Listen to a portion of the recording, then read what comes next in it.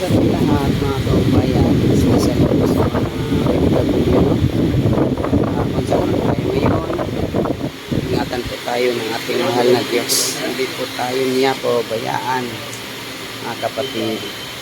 Mayroon po tayong verse of the day. Ito mabasa natin sa 2 mga taga-Korinto 5:21. Sabi, hindi nagkasala si Kristo, ngunit dahil sa atin, siya ay pinuring na makasalanan upang sa magitan niya ay maging matuwid tayo sa harap ng Diyos. Yan po magpakalinaw ang ating verse of the day, no?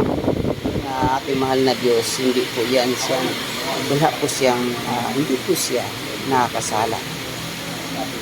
Ating mahal na Diyos. Ngunit dahil sa pagmamahal sa atin, ay siya ay pinuring na makasalanan upang sa pamagitan niya ay maging matuwid tayo sa harapan ng Diyos. Yan po, siya makasalanan para po maligtas tayo. Para po maligtas para po siya po ang bayad sa ating mga kasalanan, mga kapatid, no? Ganyan po tayo kamahal ng ating mahal na Diyos. Tayo, kailangan po natin sundin ang mga utos ng ating mahal na Diyos.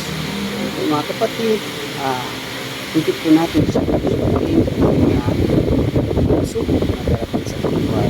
Po mga kapatid, good morning po sa ating lahat. God bless. Bye-bye.